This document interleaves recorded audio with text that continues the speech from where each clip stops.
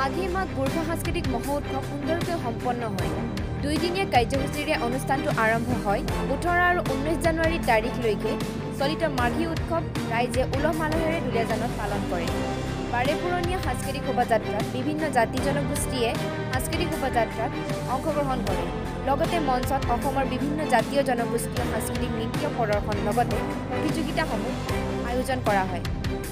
সন্ধিয়াৰ মূল কাৰ্যসূচী মুকলি সভা।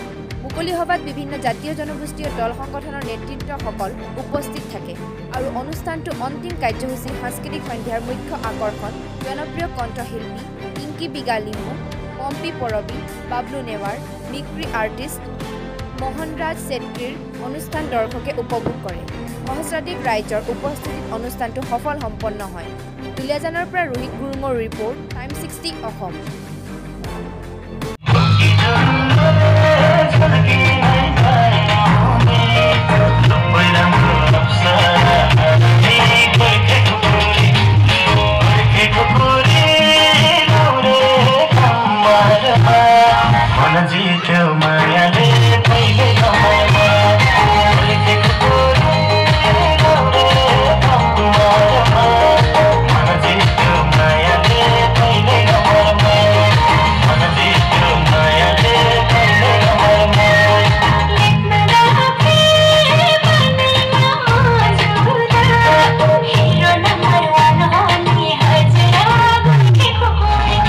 ধুনীয়া এটা পদক্ষেপ বৰতিনালী গোৰ্খা মহিলা মঞ্চ তথা দুলীয়াজান গোৰ্খা মহিলা সমিতিৰ দ্বাৰা আয়োজিত এই ধুনীয়া অনুষ্ঠান সাংস্কৃতিক অনুষ্ঠানটো মাঘে মাঘ 2025 অনুষ্ঠানত আহি আমি নথৈ আনন্দিত হৈছোঁ। আৰু এই প্ৰগ্ৰামৰ যোগেদি আমি অসমবাসী বা দুলীয়াজানবাসী ৰাইজক এটাই মেছেজ দিব বিচাৰিছোঁ যে অনাগত দিনবোৰতো প্ৰত্যেক জনগোষ্ঠীয়ে নিজৰ নিজৰ অনুষ্ঠান নিজৰ নিজৰ কালচাৰ প্ৰটেক্ট কৰিব লাগে।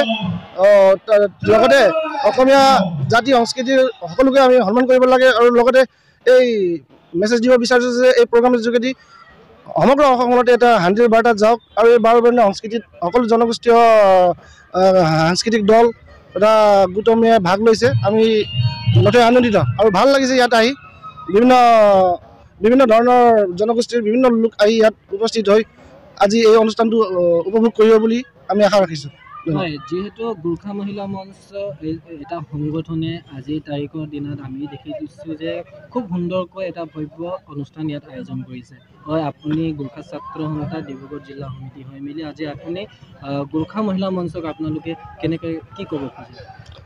আগতে মই এটা ক্লিয়াৰ কৰি দিব বিচাৰোঁ। মই গোৰ্খা জিলা সমিতিত এতিয়া বৰ্তমান নাই। মই প্ৰাক্তন গোৰ্খা কৰ্মী হিচাপে গোৰ্খা নাৰী পুৰুষক অনাগত দিনবোৰতো আৰু সমাজৰ হকে জাতিৰ হকে আগবাঢ়ি আহক, সকলো গোৰ্খা মহিলা আগবাঢ়ি আহক। নিজৰ সমস্যা থাকিও নিজৰ জাতিৰ কাৰণে নিজৰ জনগোষ্ঠীৰ কাৰণে কিবা এটা কৰিব লাগে। মহিলাসকল আগত ওলাই আহিব লাগে যাতে সমাজখনত তেওঁলোকৰ ভাগিদাৰী সমান হওক, পুৰুষৰ সমান মহিলাসকলো আগবাঢ়ি যাওক।